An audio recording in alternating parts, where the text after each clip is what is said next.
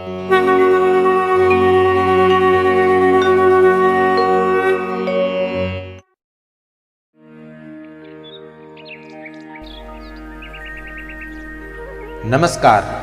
वैदिक astro care में आपका हार्दिक अभिनंदन है।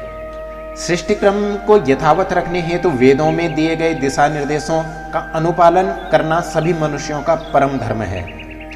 वेदों में मानवों हेतु अनेक नियम निर्धारित किए गए हैं, जिसमें आश्रम व्यवस्था एक बहुत ही महत्वपूर्ण नियम है। यह आश्रम व्यवस्था ही एक सभ्य सुदृढ़ समाज की आधारशिला है। कभी कभी विकृत मानसिकता वाले लेखकों द्वारा लिखा गया इतिहास पढ़कर या फिर उसे सुनकर बड़ी हंसी आती है और आश्चर्य भी होता है कि भारतवर्ष के तथाकथित वर्तमान शिक्षित समाज उन बातों को आधार मानकर उन पर विश्वास भी कर लेता है। इसी तरह की एक गलत बात समाज में यह फैलाई गई कि हिंदू धर्म में बाल विवाह एक कुप्रथा थी, जबकि सनातन हिंदू धर्म के आधार ग्रंथ वेदों में वर्णित आश्रम व्यवस्था के अनुसार व्यक्ति की 100 वर्ष की आयु के 4 भागों को 4 आश्रमों में विभाजित किया गया है। प्रथम जन्म से 25 वर्ष तक ब्रह्मचर्य, द्वितीय 26 वर्ष से 50 वर्ष के आयु तक गृहस्थ, तृतीय 51 वर्ष से 75 वर्ष की आयु तक वानप्रस्थ और चतुर्थ 75 वर्ष के उपरांत संन्यास आश्रम। अब आप स्वतः ही विचार कीजिए कि जिस सनातन संस्कृति के मूल ग्रंथ वेदों में ही गृहस्थ आश्रम में प्रवेश की अनुमति 25 वर्ष के उपरांत कही गई है, उस सनातन संस्कृति में बाल विवाह जैसी कुप्रथा कहां से आई होगी। यह अशिक्षित समाज की विकृति थी और इसे सनातन धर्म के साथ जोड़ दिया गया।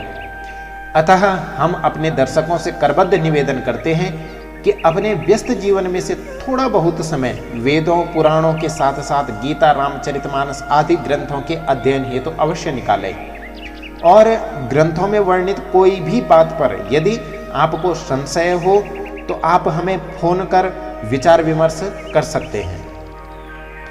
आज हम बात करेंगे गृहस्थ आश्रम के सर्वश्रेष्ठ सुख के बारे में, जो है संतान सुख।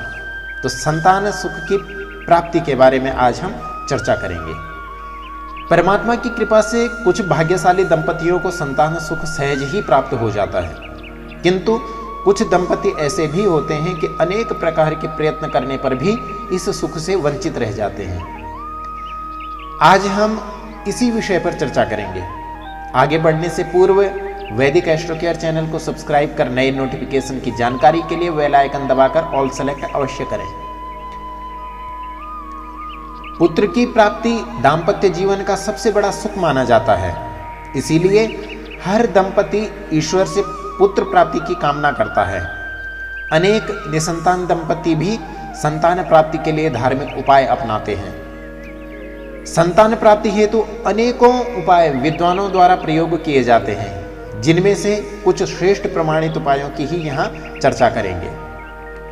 हरिवंश पुराण का पारायण और संतान गोपाल मंत्र का जप संतानोत्पत्ति हेतु सर्वश्रेष्ठ साधन है। हरिवंश पुराण का पारायण एवं संतान गोपाल मंत्र का जप संतान की कामना से दंपति को चाहिए कि किसी श्रेष्ठ दैवज्ञ ब्राह्मण से ही नियम पूर्वक करवाएं। संतान गोपाल मंत्र का जाप आप स्वयं भी कर सकते हैं। पति पत्नी दोनों ही प्रातः स्नान कर पूरी पवित्रता के साथ इस मंत्र का जप तुलसी की माला से नियमित करें। संतान गोपाल का विशेष प्रभावशाली मंत्र इस प्रकार है: ओम श्रीं ह्रीं क्लीं ग्लौं देवकी सुत गोविंद वासुदेव जगत्पते देहि मे तनयं कृष्ण त्वामहं शरणं गतः। इस मंत्र का एक माला जप प्रतिदिन सुबह और शाम के समय अवश्य करें। नित्य प्रति जप करने का समय एक ही हो, आसन एक ही हो, दिशा एक ही हो और मंत्र जप के उपरांत भगवान को समर्पित भाव से निरोगी, दीर्घजीवी, अच्छे चरित्र वाले पुत्र की कामना करें। अपने कमरे में आप श्री कृष्ण भगवान की बाल रूप का एक चित्र अवश्य लगाएं और लड्डू गोपाल जी को रोज माखन मिश्री का भोग अर्पण करें। कई बार प्रायः देखने में आया है कि विवाह के वर्षों बाद भी गर्भधारण नहीं हो पाता या बार बार गर्भपात हो जाता है। वैदिक ज्योतिष शास्त्र में इस समस्या या दोष का एक प्रमुख कारण पति या पत्नी की कुंडली में संतान दोष अथवा पितृदोष हो सकता है, या इसका कारण घर का वास्तु दोष भी होता है, जिसके कारण गर्भधारण नहीं हो पाता या बार बार गर्भपात हो जाता है। इसलिए तो संतान प्राप्ति के इच्छुक दंपतियों को चाहिए कि अपने निवास स्थान पर वास्तु दोष शांति हेतु वैदिक विधि पूर्वक वास्तु पूजन के उपरांत ही नांदी श्राद्ध आदि पितृकर्म के बाद श्रेष्ठ ब्राह्मणों द्वारा विधि विधान से ही किसी भी एक प्रयोग को आप, इन्हीं प्रयोगों में श्रावण मास में भगवान शिव के पार्थिव लिंग का रुद्राष्टाध्यायी द्वारा अभिषेक पूजन करना और शिव की प्रसन्नता के लिए शिव स्तुति और स्तोत्र का पाठ करने से का विशेष महत्व है। शिव पूजन एवं अभिषेक की पूर्ण जानकारी हेतु जन कल्याणार्थ हम आगे वीडियो अवश्य प्रकाशित करेंगे। इन स्तोत्रों में शिव महिम्न स्तोत्र सबसे प्रभावी माना जाता है। इस स्तोत्र का पूरा पाठ तो अनेकों शुभ फल देने वाला है ही, साथ ही यह एक ऐसा दिव्य स्तोत्र है जिसका कामना विशेष की पूर्ति के लिए प्रयोग भी निश्चित फल देने वाला होता है। शिव महिम्न स्तोत्र का प्रयोग पुत्र प्राप्ति हेतु भी किया जाता है। संतान प्राप्ति का यह उपाय विशेष तौर पर श्रावण मास में करें। पति पत्नी दोनों प्रातः जल्दी उठें। स्त्री इस दिन उपवास रखें। पति पत्नी दोनों साथ मिलकर 11 पार्थिव लिंग बनाएं। पार्थिव लिंग विशेष मिट्टी के बनाए जाते हैं। पार्थिव लिंग को बनाने के बाद इनका शिव महिम्न स्तोत्र के श्लोकों से पूजा और अभिषेक के 11 पाठ स्वयं करें।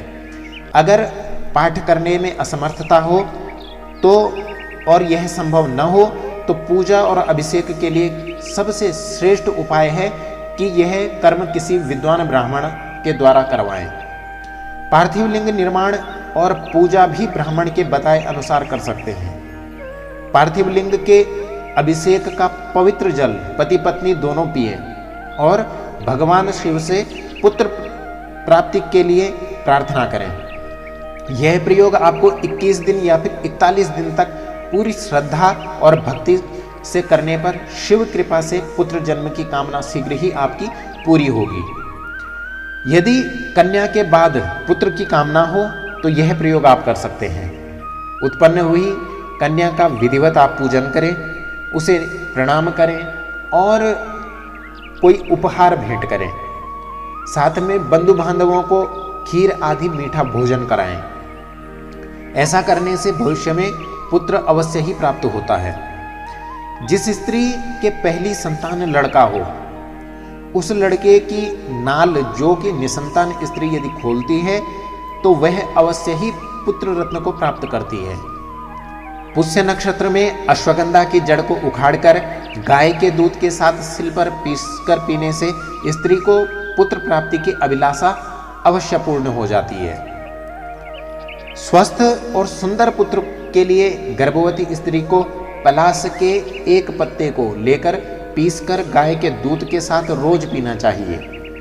यदि किसी दंपत्ति को संतान प्राप्ति में समस्या आ रही हो तो ऐसे दंपत्ति इस वीडियो में बताए गए सरल उपायों को अपनाकर संतान की प्राप्ति अति ही सहजता के साथ कर सकते हैं। किंतु उपायों को अति सावधानी व श्रद्धा के साथ करना अति आवश्यक होता है। अतः किसी भी वैदिक कर्म को करने हेतु आप हमसे भी संपर्क कर सकते हैं। जन कल्याणार्थ वीडियो को शेयर अवश्य करें। वैदिक एस्ट्रो केयर आपके मंगलमय जीवन हेतु कामना करता है। नमस्कार।